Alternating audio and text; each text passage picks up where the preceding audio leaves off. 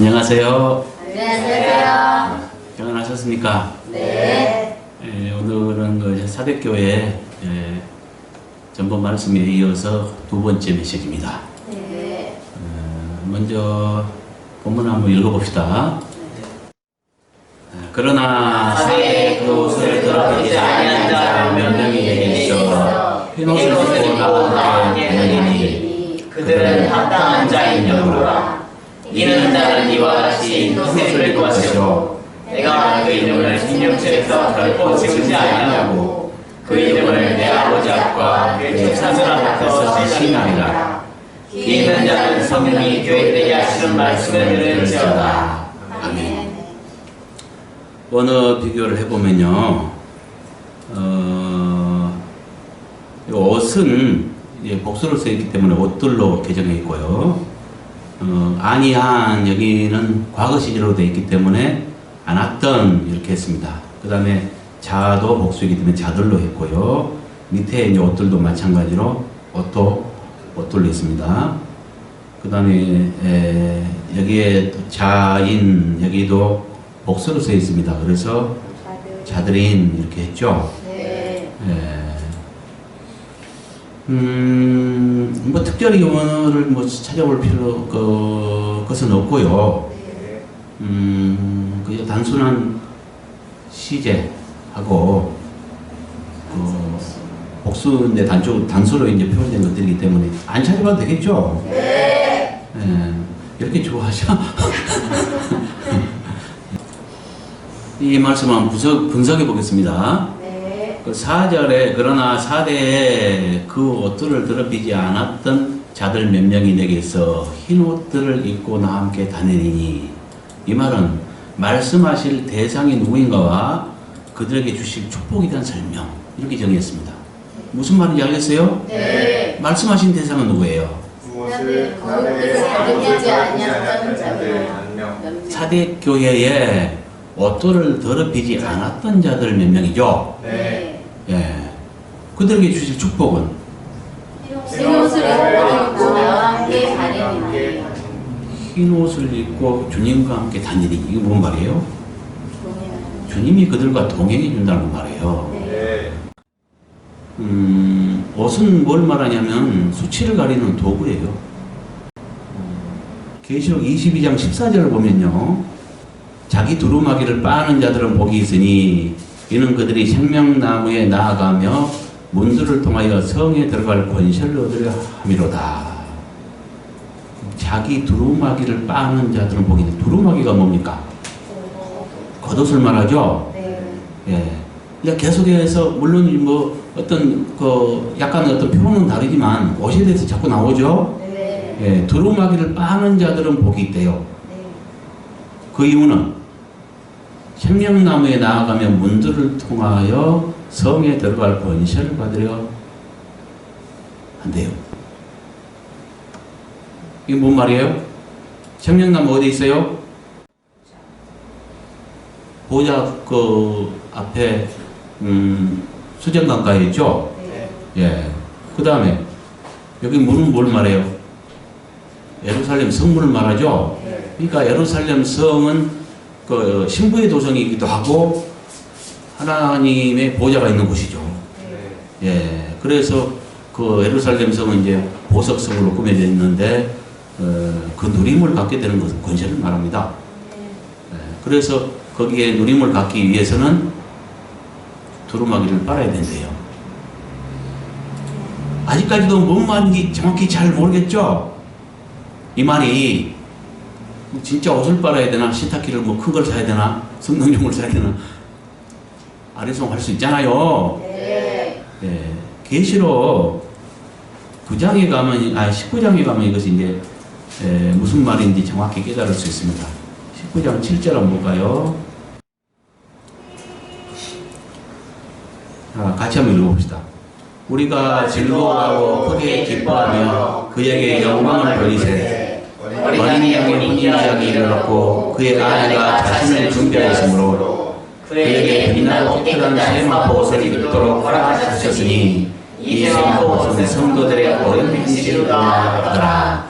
이제 여기는 또 옷을 말했는데 아까 흰 옷 말했고요. 또 두루마기를 빨라냈고요.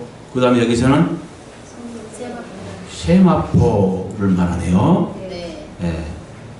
노상 여기 또 옷이죠. 네. 세마포는 뭐 어떤 모시옷 뭐 이런 것들을 말합니다. 근데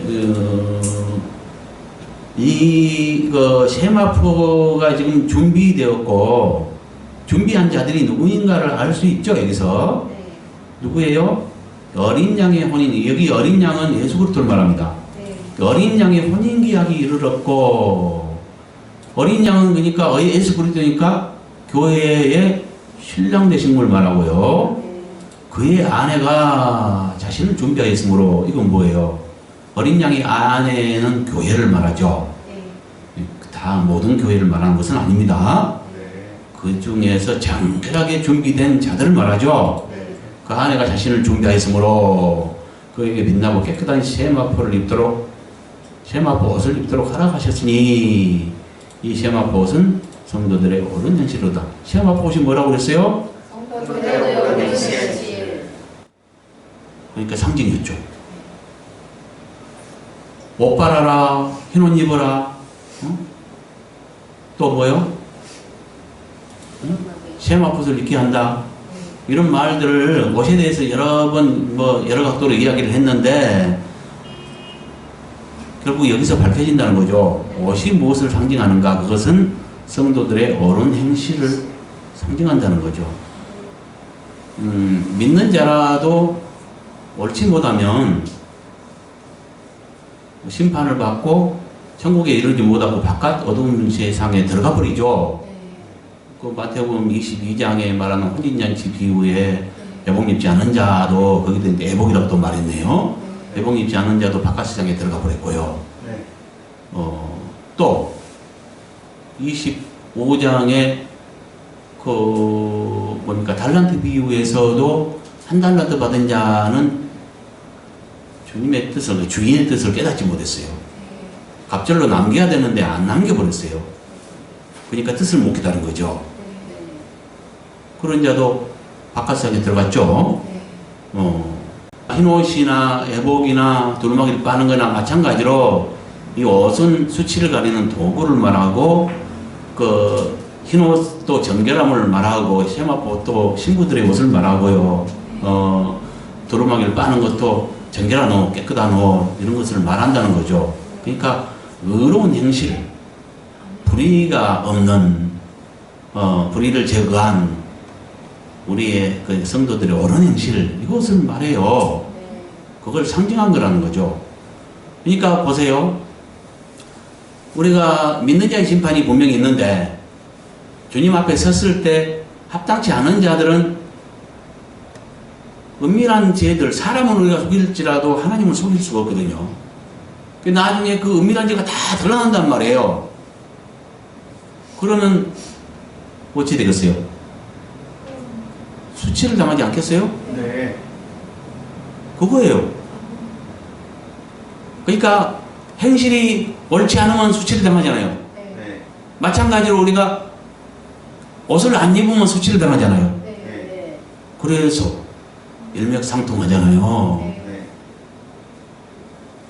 그래서 옷은 수치를 가리는 도구인데 실제로 우리가 수치를 안 당하려면 뭐야? 뭐 시장 가서 흰옷을 사 입는다고 해서 그걸로 되는 게 아니고 어떻게 해야 돼요? 행실을 옳게 해야죠. 네. 그들은 합당한 자들인 연고라. 이건 뭐예요? 어떤 이유를 말하죠. 동행하는 이유를 말하죠. 주님과 동행하는 이유. 그렇죠? 사대교회에서 행실이 의롭고 정결한 자들이 주님과 동행하시는 이유에 대한 설명을 하더라는 거죠. 그 이유가 뭡니까? 합당한 자들이. 그렇죠. 합당하기 때문이죠. 네. 그러니까 주님과 동행하는 것은 합당하기 때문에 동행한 거죠. 네. 우리는 인간의 논리로 자꾸 어떤 여러 가지 막 그러니까 도덕적인 기준을 가지고 아니면 자기 주관적인 기준을 가지고 따지고 들고 네가 옳냐 내가 옳냐 자기 변명을 해야 되고 하지만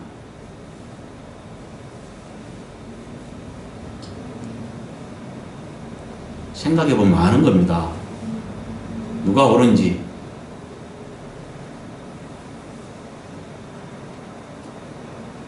주님은 누가 동행하겠어요? 합당하기 때문에 합당한 자와 동행한다는 거죠. 물론 그가 완벽하다는 이야기는 아닙니다. 네. 그러나 따져볼 때 종합적으로 합당하기 때문에 동행해 주는 것이에요. 네. 그렇잖아요. 네.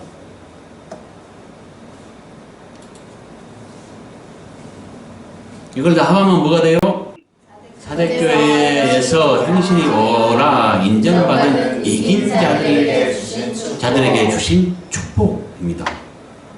그건 동행한다는 거죠. 그러니까 그렇죠? 네. 그러니까 이것을 깨달아야 합니다. 여기에 인정받았다, 이겼다 이런 말은 없지만 우리가 지금 계시록 21장 7절을 보면은 자 읽어봅시다. 이기는 자는 이것들을 상속으로 받으리라. 이것들은 뭐냐면 위에서 말한 것들입니다. 그러니까 아버지의 어떤 유산들을 지금 상속받은 걸 말합니다. 천국에 가서 나는 그의 하나님이 되고 그는 내 아들이 되니까 이기는 자에게 상속권이 있고요. 하나님의 아들 된 권이 있다는 거죠. 그럼 패배자는 뭐예요? 하나님의 자녀일지라도 딸에 속하겠죠. 연약한 자. 열매 맺은 자가 천국 가는 겁니다. 그러면 씨를 뿌려서 성장, 열매 맺기 위해서는 뭐예요? 씨를 뿌려서 성장 과정이 있어야 되고 성장됐을 때 열매를 맺는 거죠. 그 자가 영광 돌리는 거고. 그렇죠? 그러니까 열매 맺은 자와 못 맺은 자 뭐야? 비유로 말하면 강한 자와 약한 자. 그러니까 강한 자를 아들로 비유했고 약한 자는 딸로 비유했고요. 그렇죠? 예. 그 다음에 이긴 자와 패배자. 이렇게 나눠진다는 거죠. 그러니까 지금 이제 뭔 말인지 알겠죠? 이 이긴 자는 인정받은 자겠어요? 아니겠어요? 야고보서 1장에 보면은 우리를 시험하신대요. 하나님께서 아브라함도 시험해봤고 욥도 시험해봤잖아요. 모두를 시험해봅니다. 12사도도 다 사랑한다고 쫓았지만 최종적으로 주님께서 붙잡히실 때 요한 혼자 남고 다 배반해 버렸잖아요. 그렇게 시험해 보시는 거예요. 그건 목숨 시험이에요. 하나님보다 자기 목숨을 사랑하는가 하나님을 사랑하는가 시험한 겁니다. 자기 목숨보다 하나님을 더 사랑하는 증거가 있어야 됩니다. 그렇지 않으면 사랑한다 말할 수 없어요. 우리가 말로 사랑하기 쉬워요. 근데 죽을 이기 위해서 누구를 택하는가? 자기 목숨 살려면 주랭랑 치는가? 죽음의 자리에도 주님을 배반하지 않고 정죄를 지키는가? 여기서 판가름 나겠죠? 그런 신앙을 원한다니까요. 주님은. 그래서 야고보서 1장에도 보면 뭐라 그래요? 그 시험하시는 이유가 옳다 인정함을 받은 자들에게 상 주려고 생명의 멸관 주려고 그런데요. 그래서 시험해보는 거예요. 그러니까 시험에서 인정받은 자, 그 다음에 이긴 자, 이 표현을 쓰는 겁니다. 이해가셨죠? 이 시각으로 보시면, 이 시각으로 볼 때, 그러니까 이것이 옳아요. 모든 성경을 볼 때, 이런 것들이 안 써졌을지라도, 왜냐하면은, 천국에 들어가는 조건은 이겼느냐, 패배했느냐, 이걸로 판가름하고, 그걸로 두 부류가 나눠져요. 그리고 이긴 자가 돼야만이 천국 들어가는 조건이 되기 때문에, 또, 옳다 인정함을 받은 자가 생명의 멸관은 없기 때문에, 이런 시각으로 보는 것이 옳다는 거죠. 5절부터 6절까지 어느 비교하면은 흰 옷은 이제 복수이기 때문에 옷들로 흰 옷들로 했습니다. 네. 예, 그에는 이제 존칭해서 그분의 이렇게 했고요. 예, 성령이 여기는 하나님이 영이 이렇게 했습니다. 자, 여기 봅시다. 성령이 이것은 공기의 흐름, 숨, 뭐 미풍, 영, 하나님의 영 이런 것들을 뜻합니다. 네. 그런 것들을 뜻하는 이제 푸니마가 쓰였죠. 네. 예. 그러니까 뭐냐면 이것은 지금 성령으로 이제 이렇게 번역되어 있는데 성령은 누구의 영인가를 말하는 것이 아니라 영의 속성이 어떤가, 영이 더러운가, 거룩한가 이것들을 표현해 주는 말이라 했죠. 네. 예. 하나님의 영은요.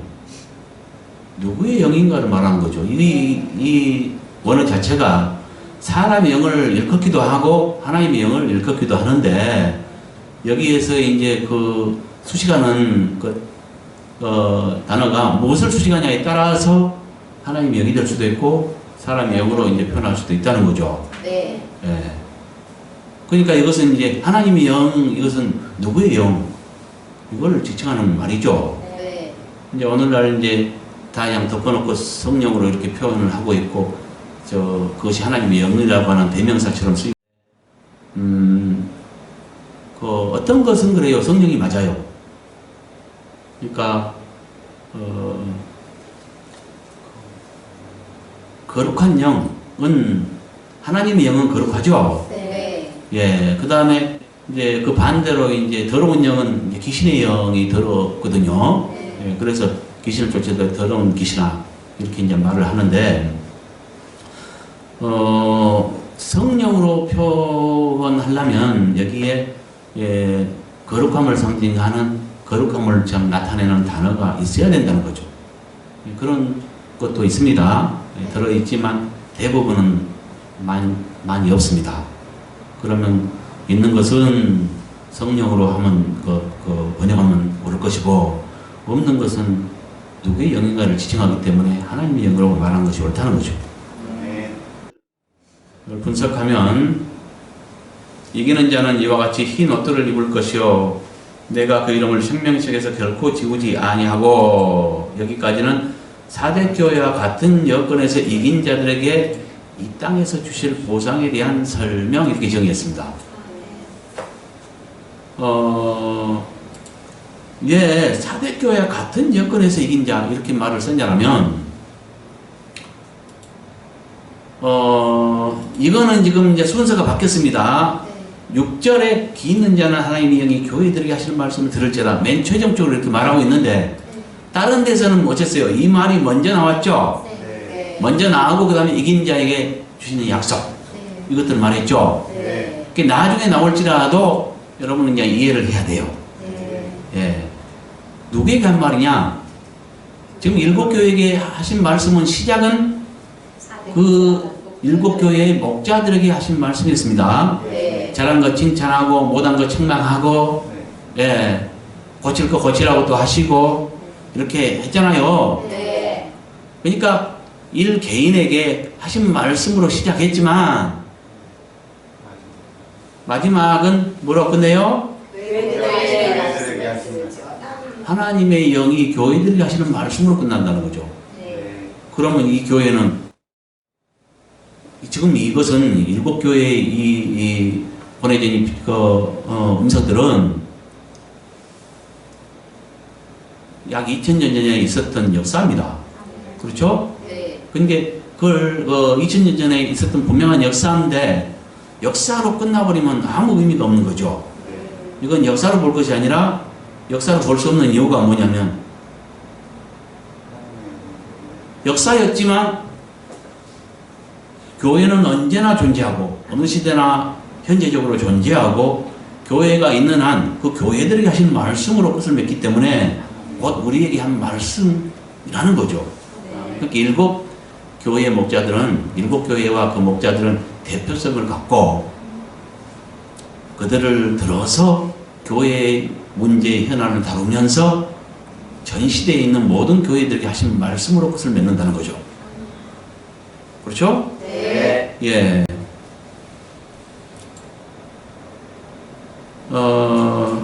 그래서 이기는 자는 이와 같이 흰 옷들을 입을 것이요 내가 그 이름을 생명책에서 결코 지우지 아니하고 이것은 사대교회와 같은 여건에서 이 말을 쓴 겁니다. 네. 사대교회와 같은 여건에서 이긴 자들에게 이 땅에서 주실 보상에 대한 설명, 이 땅에서 주실 보상에 대한 설명입니다. 어떻게 해요? 흰 옷은 뭐라 그랬어요? 우리의 행실을 옳게 하는 것이라 했죠. 네. 그러니까 뭐요? 우리가 지금 정결해지는 것, 정결함을 유지하는 것, 다른 말로 변화되는 것, 이런 것들이 이 땅에서 되죠. 나중에 되는 게 아니고. 예. 그래서 이기는 자는 이와 같이 흰 옷을 입을 것이 이것은 이 땅에서 주실 축복을 말한다는 거죠. 그 다음에 내가 그 이름을 생명책에 결코 지우지 아니하고 이건 뭐예요? 이것도 이 땅에서 이루어진다고 봐요. 예? 그렇잖아요. 지금 우리의 행실이 다 기록되잖아요. 계시록 20장 11절부터 15절에 보면 두 가지 책이 있는데 책들이 펴졌고 생명책이 펴져 있는데 생명책은 뭐요? 나라를 결정하고 생명책에 기록된 자는 하나님 나라에 가고 아닌 자는 못 가는 거예요. 그 다음에 그 책들에 따라서 이제 그 행위들을 심판을 받는다 했죠. 그러니까 책들은 행위가 기록된 책이죠. 많은 책들이 있는데 거기에 그 행위들이 기록됐는데 지금 우리가 하는 행실이 지금 기록되고 있다는 걸 깨달아야 돼요. 천사들을 통해서. 그렇죠? 이게 지금 하는 일이죠. 그렇겠죠? 네. 예. 여기는 이긴단 말을 써내요. 여기에 보니까. 예. 이기는 자는 이와 같이 흰 옷을 입을 것이요 내가 그 이름을 생명책에서 결코 지우지 않는다는 거죠. 그 다음에 그 이름을 내 아버지 앞과 그분의 천사들 앞에서 시인하리라. 이건 언제 주실 보상일까? 사대교회 같은 여건에서 이긴 자들에게 나중에 임한 하나님의 나라에서 주실 보상에 대한 설명. 시인하리라 이거 뭐 인정, 뭐 공인한다, 뭐 인정하다 이런 뜻이에요. 예. 그러니까 많은 천사들 앞에서 선포할 겁니다. 그야말로 시인할 것입니다. 인정받은 자로. 그러면 뭐겠어요? 그들은 아버지께서 인정하시니까 그 행실을 거기에는 권세가 따르는 것이고요. 보상이 따르는 거예요. 그래서 이긴 자들은 뭐가 돼요? 하나님의 아들이 되고 세세토록 왕노를 한다고 했잖아요. 그럼 권세가 따른다니까요. 그러니까 보상이죠. 인정받은 것을 만민 앞에 천사들 앞에 시인해버린다니까 주님이. 그걸 말합니다. 그러니까 두 방면로 설명을 한 것 같네요. 사대교회 같은 여건에서 이긴 자들에게 이 세상과 장차 임할 하나님의 나라에서 주시겠다고 약속하신 보상에 대한 설명. 하바면 그렇다는 거죠. 그 다음에 기는 자는 하나님의 영이 교회들에게 하시는 말씀을 들을지어다. 이것은 들을 귀의 중요성으로서 이 말씀을 하신 분과 들을 대상이 누군가에 대한 설명입니다. 이신득이라고 하죠. 그러니까 믿음으로 구원을 얻는다는 것. 이것은 이제 바울이 로마서를 통해서 강조한 내용인데 깨달은 바울이 말한 거예요. 그러니까 거의 틀렸다는 것이 아니라 맞습니다. 그것은 이제 뭘 말하냐 하면은 바울이 말한 것은 그는 뭐예요? 원래 유대주의자였잖아요. 그래서 주님 오시기 전에는 율법을 지킴으로 그러니까 율법 행위로서 구원을 얻는 걸로 생각을 했었어요. 그랬는데 예수님이 오셔서 이제 우리를 대신해 죽으심으로 피 흘려서 우리를 구속했잖아요. 그 사실을 믿을 때 지금은 행위가 아니라 율법 행위가 아니라 믿음으로 의롭게 되고 구원을 얻는다는 거죠. 그러니까 그 말을 강조한 것은 뭐냐면은 유대주의자들이 그때 얼마나 많았습니까? 유대로부터 구원이 있었고, 그렇죠? 네. 예. 그렇게 어떤 배경에 있는, 배경이 어떠했고, 어떤 자들을 향해서 힘주고 말했는가를 깨달아야 돼요. 구원이 유대로부터 나왔고, 그들은 율법 행위로서 구원을 얻는다고 생각을 했단 말이에요. 그런 믿음을 가지고 있는 자들. 그래서 그 바울의 이론에 끝없이 도전하고, 괴롭히고, 핍박을 따라다니면서 했습니다. 그들이. 그러니까 그런 배경 속에서 힘주고 말한 것입니다. 그럼 바울이 말이 틀린 것이 아니라 맞죠? 네. 믿음을 떠나서는 만천하에 예수 그리스도를 그 이름을 떠나서는 구원 얻을 만한 다른 이름이 없습니다. 우리에게. 그러니까 그것이 맞지만 그러면 믿으니까 믿고 교회 다니니까 구원이 다 이루어졌냐? 그렇게 생각하면 착각이라는 거죠. 그거는 잘못 이해한 것입니다. 성경을 반쪽만 이해한 것입니다. 그 바울이 말한 건 행위는 필요 없다 이런 말이 아니에요. 그러니까 율법 행위로서 구원을 얻을 수 없는 것이고 예수를 믿음으로 말미암아 구원을 얻는 것이다. 그 은혜로 말미암아 구원을 얻는 것이다. 이 말은 맞죠. 예수 그리스도 그 믿음으로 인해서 그분이 이루는 업적으로 인해서 그 은혜로 구원을 얻는 것이죠. 값없이. 네. 이것은 그러니까 기초 구원입니다. 우리가 그러니까 믿을 순간에 거듭나고 하나님이 자녀될 때 구원을 얻습니다. 근데 성경에는 구원을 한 가지만 말하지 않는다는 거죠. 단계적 구원을 말하고 있습니다. 그러니까 언어를 봐도 우리가 믿을 때 얻는 과거 시제로 우리가 믿을 때 이미 얻어버린 그 구원을 말하기도 하고 옳은 행실로서 우리가 합당하고 의로운 행실을 가짐으로써 이루어갈 구원을 말하기도 한다는 거죠. 그러면 뭐겠어요? 하나만 말하지 않습니다. 절대로. 그렇죠? 네. 믿는 바울이 이미 믿어서 하나님의 자녀됐고 거듭났고 구원 얻은 우리에게 그 교회에게 말하기를 구원을 이루어가라 하면 뭘 말해요? 또 다른 구원이 있다는 걸 우리가 금방 알 수 있잖아요. 네. 이렇게 깨닫는 겁니다. 근데 구원에 대해서 원어 시제를 보면은 그와 같이 말하고 있다는 거죠. 그러니까 우리가 믿을 때 거듭나버리고 성령으로 인침돼버리고 그래서 아버지라 부를 수 있는 자는 성령으로 만지지 않고는 아버지를 부를 수 없대요. 그 자들은 성령으로 한 번 인침된 거잖아요. 근데 계시록 7장 같은 데 보면 소수의 머리를 또 인쳐요. 도장 찍어요. 그것은 뭐냐면은 그러니까 행실을 떠나서 예수께서 이루어 놓으신 그 은혜로 말미암아 믿는 자들에게 값없이 그져주시는 자녀된 권세. 그 자녀된 자들은 1단계 기초구원을 얻었습니다.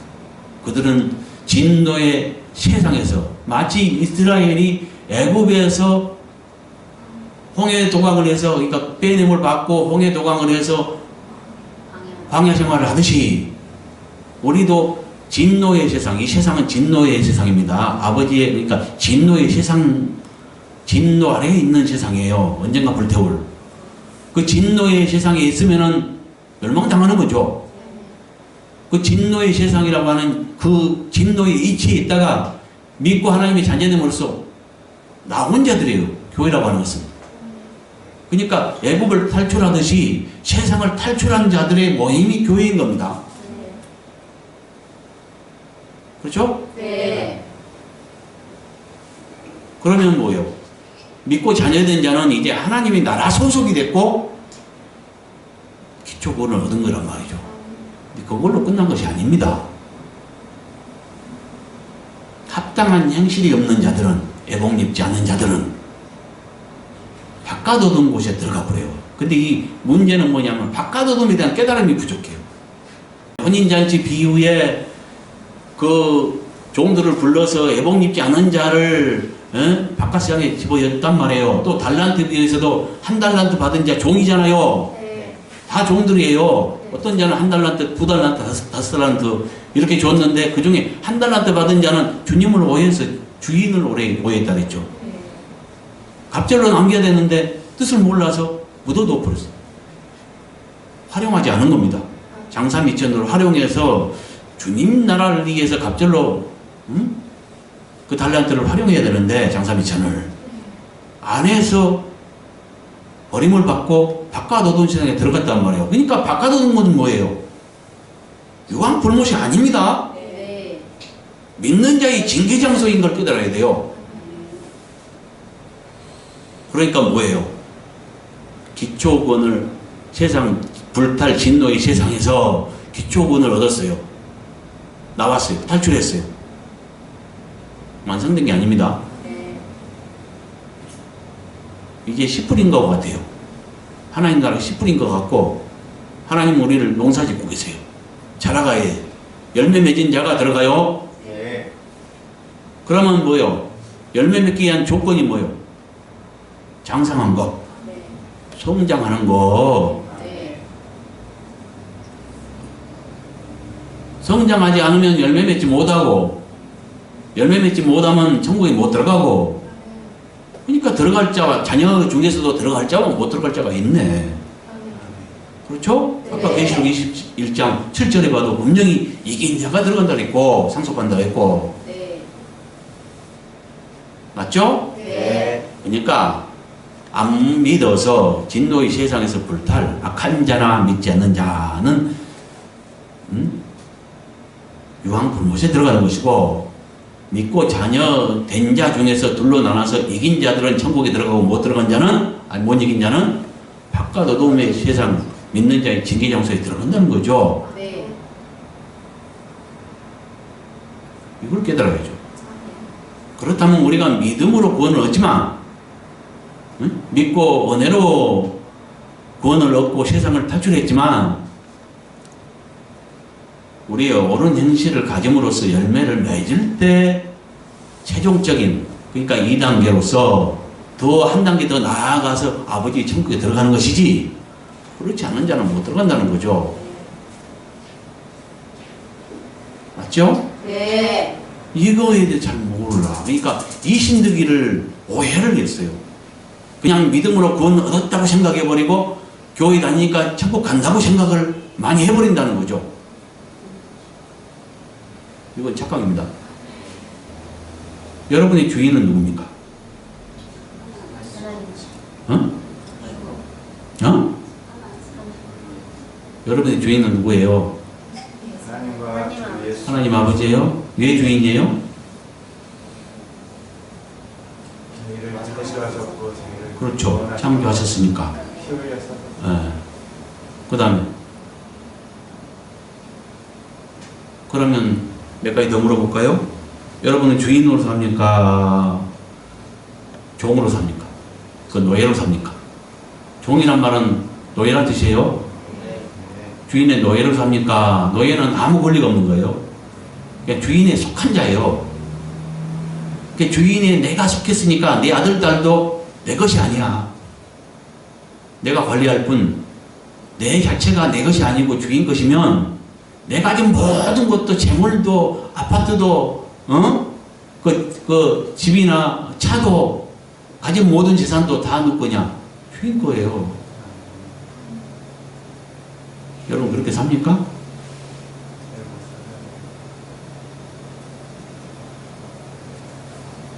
그렇게 사냐고. 그럼 여러분도 주인 노릇한 거 아니야 혹시? 그러니까 뭘 말해요? 내가 영원히 불탈 두 번째 사망, 두 번의 죽음이 있다 그랬죠? 그 영원히 불못에 들어가는 걸 둘째 사망이라고 얘기합니다. 계시록 20장 14절 그래 이야기하는가요? 그렇죠? 영원히 그러니까 그 불못에서 고통받을 나를 위해서 대신 죽으셨어요. 대신 죽은 그 주님을 위해서, 그러니까 나를 위해 주님이 대신 돌아가셨으니까 이제는 내 생에는 없고요. 우리 사는 이유는, 그 목적은 주님이 되어야 합니다. 이것이 이제 합당한, 믿는 이들이 합당한 삶이라는 거죠. 근데 그렇지 않고 세상에서 이미 구원은 받았다고 착각을 해버리고, 그러니까 이 두 방면의 구원을 모르니까 세상을 버리기를 하고, 그건 기본이 돼야 되는 거예요. 세상을 버려야 천국을 향해 달리게 할 줄 아는데, 나그네 생활을 살면서 세상을 안 버리고 여전히 교회에 다녔으니까 이제 구원은 얻었고, 구원은 따놨으니까 하늘 복음 받았고, 세상에서 명예를 붙잡고 재물을 붙잡으려고 쫓아가 버리거든요. 이건 마치 이스라엘이 애굽을 탈출해서 홍해를 건넌 다음에 광야 교회 생활을 하면서 다시 애굽을 동경하면서 그 가마솥에 고기를 그리워하면서 그 마늘 향기 풍기면서 가마솥 고기 먹었던 이거 막 그립거든요. 맨 하늘에 내린 만나만 먹으니까요, 막 지겨워가지고 가마솥에 고기를 또 동경해요. 그 세상 동경한 겁니다. 똑같습니다. 그런 사람 한 사람도 가나안, 천국으로 비유되는 가나안에 들어가지 못했습니다. 다 광야에서 꺼풀 죽었어요. 그렇게 돼서는 안 된다는 거죠. 세상은 버리기를 하고 우리 사는 목적이 주가 되어야 합니다. 그러니까 그 개신교가, 내가 왜 이 말씀 드리냐면, 단계적, 2장을 단계적 타락이라고 했죠. 물론 내 교회를 통해서 4가지 색깔의 어떤 그 교회 행정 비밀을 드러냈습니다. 그거 인정하고요. 그러나 그룹으로 볼 때, 그러니까 하나의 그 2장 전체를 볼 때 계속적으로 단계적으로 타락이 갔더라는 거죠. 그래서 2장을 정의하자면, 함께 한 세트로 정의하자면, 2장은 뭘 말하냐? 내 교회를 통해 드러난 교회 행정 비밀과 첫째 그룹을 통해 상징한 단계적 타락. 그 단계적 타락인데 한마디 더 붙일 수 있어요. 이건 교회 문제를 다루거든요. 7교회를 통해서 교회의 문제를 다루는데, 교회의 문제는 크게 둘로 딱 나눕니다. 구교와 신교입니다. 구교는 지금까지 하나 돼 있죠. 물론 뭐 거기서 뭐 동방정교회 이런 것이 이제 그 갈라져 나가기도 했지만은 그냥 싸잡아서 하나로 보고요. 구교. 그 다음에 신교는 수백 개 파로 나눠져 있지만 그 전체 이제 신교를 보고요. 그래서 크게 말하면 두 종류의 교회가 있습니다. 구교를 갖다가 가톨릭이라고 하고 신교를 이제 개신교라고 하는데, 2장은 구교의 역사, 그러니까 가톨릭의 역사와 일치하는 단계적 타락, 이걸 말하고요.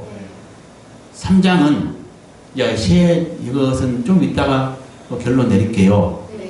어쨌든 이 사대교회는 거기서 도망쳐 나온, 그래서 살았다는 이름은 있으나 죽은 교회, 이것도 막 후사고요. 가톨릭에서 이렇게 나왔지만, 종교개혁을 통해서 나왔지만, 그래서 예형적으로는 그들과 구분이 되고, 그들보다 낫고 우월하고, 우리는 다른 집단 같고, 예형적으로는 그랬는데 진리를 얼마나 해보겠냐 이거예요. 그러니까 거기에서 그 전통이나 이런 그 누룩들, 수많은 어떤 그 누룩들 이런 것들을 갖다가 다 회복하지 못하고 많은 것들을 가지고 나와 버렸어요. 그러니까 뭘 말하는지 알겠습니까? 예형적으로는 살았는데 실제적으로는 영적으로 죽었다는 거야, 목자에게. 그러니까 그 시대가 그랬는데, 이 지금 사도교회도 그 기독교 역사와 일치하더라는 거죠. 물론 여기서 이제 빌라델피아 교회에서 교회를 통해서 또 하나 상징되는 것은 뭐냐면은 개교회적으로 또 한 번에 이렇게 회복, 그걸 가져온 교회들이 있죠. 그건 뭐 나중에 말씀드리겠습니다. 이게 뭘 말하는지 알겠죠? 이렇게 이신득이가 맞지만, 그러니까 믿음으로 말미암아 그 은혜로 구원 얻는 것이 맞지만, 이것을 잘못 이해하면 우리는 이미 믿었으니까 구원 받아버렸고 다시 세상에 빠져서 물질과 매개를 쫓아도 되는 것 마냥 이렇게 되어버린다니까요. 오늘날 두 주인을 절대 겸하게 섬길 수가 없는 것입니다. 그렇다면 세상 버리게 해야죠. 우리가 주인 행세하지 말고 종으로 사세요. 아멘. 네. 이것들을 다 합하면 오늘 본문은 사대교회의 이긴 자들과 그와 같은 환경에서 옳은 행실로 정결하게 되어 인정받은 이긴 자에게 주실 축복입니다. 여기까지 하겠습니다.